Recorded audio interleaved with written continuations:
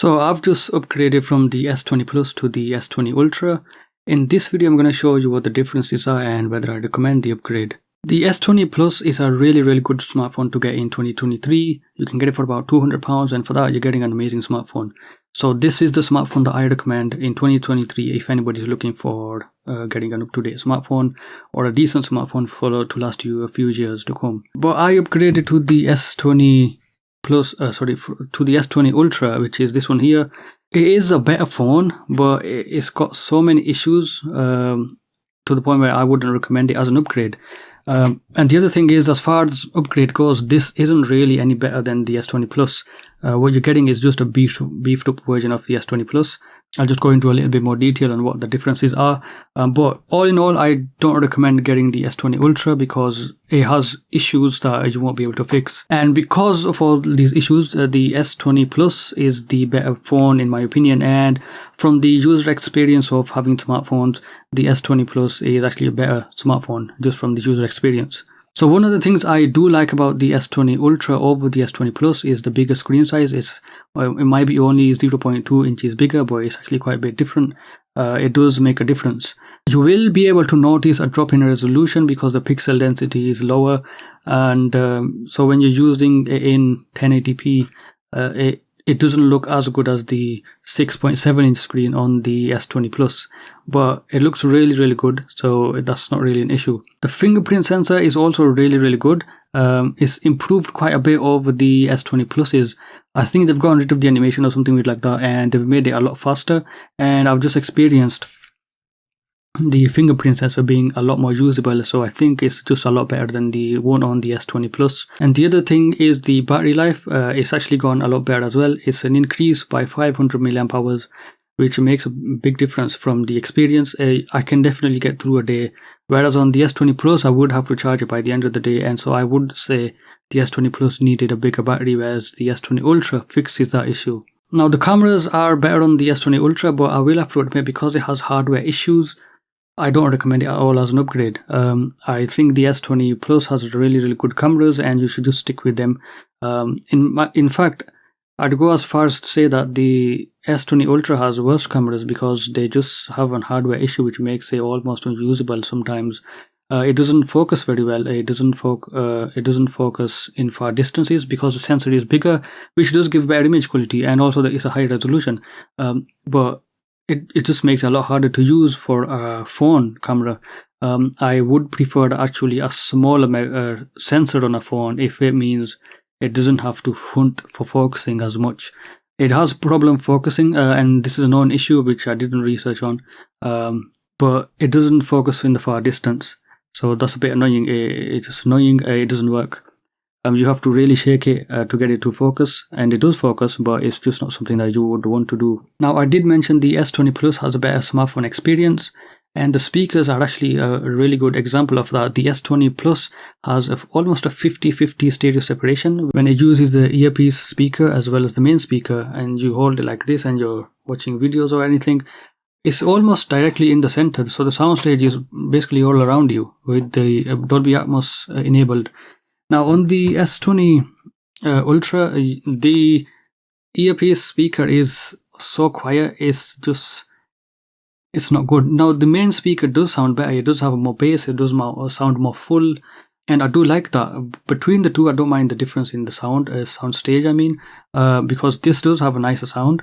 But you do have an EQ on the S20 Plus, so you can look into that. So as far as the experience goes, it's not as nice to use this one, although it does sound better. The other thing is it's thicker, which isn't really an issue for me, but it's also heavier as well. Whereas the S20 Plus feels really light. It's just like an actual phone, which is just very nice to use. So those are the differences. Pretty much most of the things are just more like a downgrade. They're just annoying issues that it has. It's a nice phone. I like the 6.9 inch display, and I will be keeping this as my main phone because I'm okay working with the issues I has. I don't really use the cameras on a phone that much. It has nice cameras, but I don't use them that much. I do prefer the longer battery life and the bigger screen over the other things that I mentioned. Now, I did make an unboxing video and a first impressions video which I have not uploaded. So what I'll do is I'll cut out the bits that I don't want to put in because I've changed my mind about the phone. And I'll see you guys in another video. If you do have any questions about them, ask me in the comment section below. I think the S20 Plus in 2023 is the phone to get. It has really nice display and really nice specs.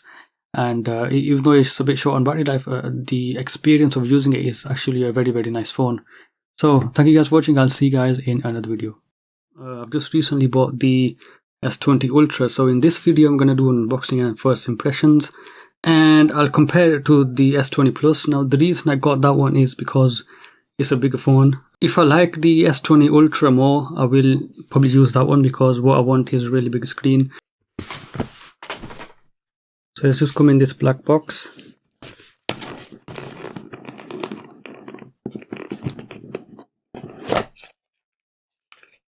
And it's the grey one, so it's the one I could find for a good price.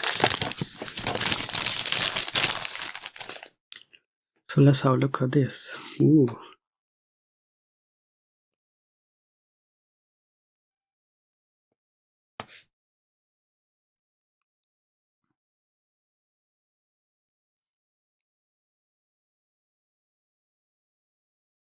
Oh, it's a 5G one. Okay, that's cool. Yeah, it's definitely used.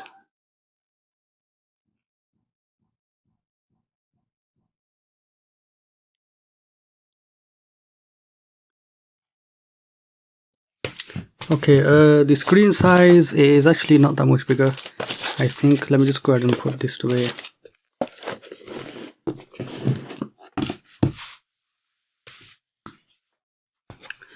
Oh no, it actually is. Well, it's a little bit big, but oh look, it's got the same wallpaper. Right, I'm gonna have to get this one set up. But I'll go over the initial impressions. Let me just sort of check it out. Honestly, I think it's a waste of money because it's basically the same size. I mean, I know it's a tiny bit bigger, but it's not really that much bigger.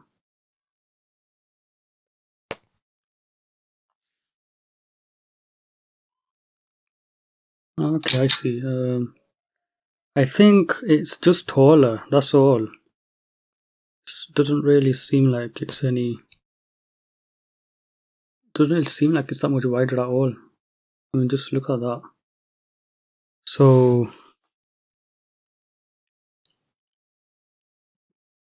do you guys want to see how much bigger the screen is?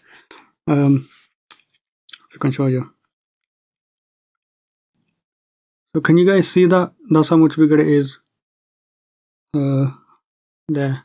Just about that much. Basically it's like, I know 0. Like it's like 5% bigger. It's just tiny. It's just a tiny little bit bigger. But the Ultra does feel a lot more heavier in the hand. I'm gonna keep it because I'm gonna give this one to somebody else, the S20 Plus. But it's quite a bit heavier as well. I'll admit it is bigger. It doesn't feel that much bigger though. Oh no, sorry, it feels bigger, but it doesn't look that much bigger.